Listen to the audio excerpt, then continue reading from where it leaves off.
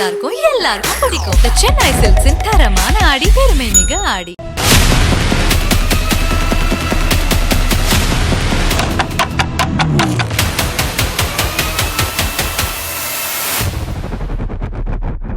அனைத்து மட் 300 நொடிகள் நிகழ்ச்சிகளை இன்றைய சிறப்பு விருந்தினராக மருத்துவர் ஜெயராமன் அவர்கள் இருக்காங்க. அவங்க கூட பேசலாம். வணக்கம் சார். வணக்கம் சார். இப்போ பார்த்தீங்கன்னா மேற்குலக நாடுகள் கூட ஒப்பிடும்போது இந்தியாவில் இளம் வயதிலேயே நுரையீரல் புற்றுநோய் பாதிப்பு ஏற்படுவதாக சமீபத்திய ஆய்வு முடிவுகள் சொல்லியிருக்கு. அதை பற்றி என்ன நினைக்கிறீங்க? இந்தியாவை பொறுத்தமட்டில் நுரையீரல் புற்றுநோய் மேல் நாடுகளோட கம்பேர் பண்ணி பார்க்கும்போது மேல் நாடுகளில் 55-65 வயசில் தான் அதிக அளவு புற்றுநோய் பார்க்குறாங்க. ஆனால் இந்தியாவை பொறுத்தமட்டில் இப்போ ஒரு 10-15 ஆண்டுகளாக பார்த்தீங்கன்னா அப்படின்னா 40-45 வயதிலேயே நிறைய பேர் புற்றுநோயினால் பாதிக்கப்படுறாங்க. இளம் வயதினர்கள் 35-45 வயசுலேயே நிறைய கேன்சர் நோயெல்லாம் பார்க்குறோம். லங் கேன்சர் முக்கியமாக பார்க்குறோம். அதனால் மேல்நாடுகள் கம்பேர் பண்ணும்போது இந்தியாவில் இப்போ புற்றுநோய் பார்த்தீங்கன்னா 3வது முக்கியமான இடத்துல இருக்குது அந்த நோய்க்கான மற்றும் இறப்புக்கான காரணங்கள்ல.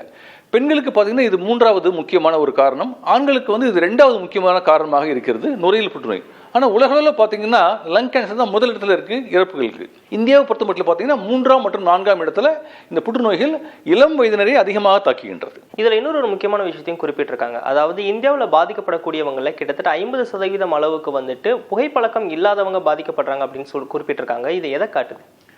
இந்தியாவில் பார்த்தீங்கன்னா புகைப்பழக்கத்தினால வரக்கூடிய வியாதிகள் பார்த்தீங்கன்னா ஒரு 40-50% தான். மீதி 50% என்னன்னு பார்த்தீங்கன்னா மாசு காற்று. முக்கியமாக பார்த்தீங்கன்னா அந்த காற்று மாசின் காரணமாக காற்று மாசுனாலே அதில் நிறைய வேதிப்பொருள்கள், அதில் கேன்சர் உருவாக்கக்கூடிய பொருள்கள் அதிக அளவில் இருக்குது. அதுக்கு முக்கிய காரணம் பார்த்தீங்கன்னா இந்த இண்டஸ்ட்ரீஸ், ஃபேக்ட்ரிஸ், தொழிற்சாலைகள்னு வரக்கூடிய கழிவுப் பொருட்கள் காற்றில் கலந்து அது காற்று மாசாகி அது நம்ம சுவாசிக்கும் பட்சத்தில் இந்தியாவில் அதிக பேர் இந்த நுரையீரல் புற்றுநோய்க்கு ஆளாகிறாங்க. அதுக்கு முக்கியமாக இந்த ஆர்சனிக் அப்படின்னு ஒன்று இருக்குது, கேட்மியம்னு ஒரு வேதிப்பொருள் இருக்குது, அப்புறம் ஆஸ்பெஸ்டாஸ்னு ஒன்று இருக்குது, குரோமியம்னு ஒன்று இருக்குது, நிக்கல்னு ஒன்று இருக்குது. இதெல்லாம் அப்புறம் கோல் டஸ்ட் அப்படின்னா இந்த கார்பனோட சேர்ந்தது. இந்த டஸ்ட் எல்லாமே காற்று மண்டலத்தில் கலந்து அதை நம்ம சுவாசிக்கும் பட்சத்தில் மாசு காற்றுனால மிக முக்கியமாக அதிக அளவில் நுரையீரல் புற்றுநோய் இந்தியாவில் காணப்படுகின்றது. அதாவது இந்த நுரையீரல் புற்றுநோய் பாதிப்பை வெறும் சமூக பழக்கத்தோட கடந்து போயிடாம சுற்றுச்சூழல் பாதிப்போட ஒரு முக்கியமான விளைவை ஒரு எச்சரிக்கை மணி அடிக்கிறதா கூட இதை பார்க்கலாமா? ஆமாம். இந்த நுரையீரல் புற்றுநோய் பார்த்தீங்கன்னா இது சுற்றுப்புற சீர்கேட்டினால வரக்கூடிய வாய்ப்புகள் மிக மிக அதிக அளவில் இருக்குன்னு இப்போ விஞ்ஞானிகள் கண்டுபிடிச்சிருக்காங்க. சுற்றுப்புறம் சீர்கேடு இருந்ததுனாலே அதிகமாயிரும். அதனால் நம்ம சுற்றுப்புறத்தை மிக தூய்மையாக வைத்துக்கொள்வது மிக மிக முக்கியமான ஒன்று. அது காலத்தின் கட்டாயம். இப்போ ஏன்னா புகை நமக்கு பகை. சுற்றுப்புறத்தில் ஏகப்பட்ட புகை, அதாவது புகையிலை உள்ள புகையிட மட்டுமில்லாமல் இப்போ காரு மற்றும் பைக்கு அந்த வாகனங்களில் வர டீசல் புகை, இப்போ தொழிற்சாலைகள்னு வரக்கூடிய கழிவுப் பொருட்கள் அந்த புகை மற்றும் அந்த போகி பணிகளை கொடுத்துற புகைகள் எல்லாமே பார்த்தீங்கன்னா எல்லா புகையும் நமக்கு பகை தான். புகை நமக்கு பகை அப்படிம்பாங்க. அதனால் புகை எந்த வழியில் இருந்தாலும் அது நம்ம சுவாசிக்கும் பட்சத்தில் அதிக அளவு நுரையீரல் புற்றுநோய் தாக்கம் ஏற்படுகிறது. இப்போ ஒரு 10 ஆண்டுகளாக விஞ்ஞானிகள் கண்டுபிடிச்சிருக்காங்க. இப்போ இது மாதிரியான புகை சுற்றுச்சூழல் பாதிப்பை தாண்டி இப்போ டெல்லி மாதிரியான நகரங்களில் ஒட்டுமொத்தமாகவே காற்று மாசு பெரிய அளவில் பாதிச்சிருக்கு. ஸோ அந்த மாதிரி நகரங்களில் இருக்கக்கூடியவங்களுக்கு இது மாதிரியான பாதிப்பு எந்த அளவுக்கு இருக்குன்னு நினைக்கிறீங்க? அதாவது டெல்லி போன்ற நகரங்களில் பார்த்தீங்கன்னா காற்று மாசு மிக அதிக அளவில் பாதிக்கப்பட்டு மக்கள் எண்ணற்ற நுரையீரல் நோய்கள், புற்றுநோய்களுக்கெல்லாம் ஆளாகிறாங்க. அதற்கு நமக்கு மிக முக்கியமாக இப்போ எண்ணற்ற வியாதிகள் ஏர் பொல்யூஷன், அந்த மாசு காற்று தான் மிக முக்கிய பங்கு வகிக்கிறது. ஆகவே மக்கள் மற்றும் இதில் மற்றும் இந்த பாலிசி மேக்கர்ஸ் சொல்லுவாங்க, மற்றும் இண்டஸ்ட்ரீஸ் லாஸ் எல்லாம் கரெக்டாக இருந்தால் தான் நம்ம இந்த புற்றுநோய்கள் அதிகமாகாமல் மாசு காற்றுனால நுரையீரல் நோய்கள் மற்றும் மற்ற நோய்கள் வராமல் நாம் உடலை பாதுகாக்க முடியும்.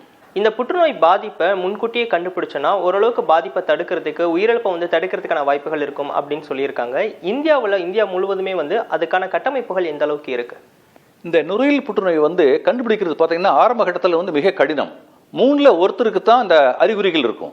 அது முக்கியமாக இந்தியாவில் பார்த்தீங்கன்னா இந்த புற்றுநோய் அறிகுறிகளானது காசநோய், டிபின்னு சொல்லப்படுகிற நோயோட கம்பேர் பண்ணி பார்க்கும்போது இந்த 2 வியாதிக்கும் ஒரே மாதிரி அறிகுறிகள் இருக்கும். ஆனால் மேல்நாடுகளில் டிபி வியாதியெல்லாம் அவ்வளோவா கிடையாது. நிறைய பேருக்கு இருமல், சளியில் ரத்தம், அது டிபியாக இருக்கும் அப்படின்னு மருந்து ஆரம்பிப்பாங்க. ஆனால் அது டிபி இருக்காது. அது மோஸ்ட்லி கேன்சராக இருக்கும். ஆகவே இந்தியாவை பொறுத்த மட்டும் எந்த ஒரு அறிகுறிகள் நுரையீரல் முக்கியமாக பார்த்தீங்கன்னா 1/3 தான் அந்த சிம்டம் இருக்கும். ரிமைனிங் 1/3 சிம்டமே இருக்காது.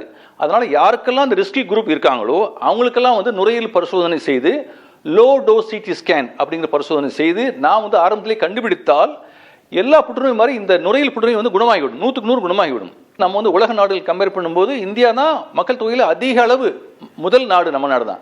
ஆகவே கட்டமைப்புன்னு பார்க்கும்போது மருத்துவத்திற்கு போதிய வசதிகள் இல்லை என்று தான் நம்ம சொல்ல முடியும். ஏன்னா அந்த அளவுக்கு மக்கள் தொகை வந்து அதிகமாக இருக்காங்க. எல்லாருக்குமே நம்ம வந்து லோ டோஸ் சிடி ஸ்கேன் எடுக்கணும் அப்படிங்கிற பட்சத்தில் எடுக்கும்போது அது வந்து நமக்கு கட்டமைப்பு வந்து அவ்வளவு இல்லை. அது முக்கியமான நகரங்களில் மட்டும்தான், மாநகரங்களில் தான் அந்த கட்டமைப்பு இருக்குது. எல்லா இடங்களையும் வந்து கட்டமைப்பு இல்லை. அதனால இந்த நுரையீரல் புற்றுநோய் வந்து ஒரு ரொம்ப சேலஞ்சிங்கான ஒரு விஷயம்.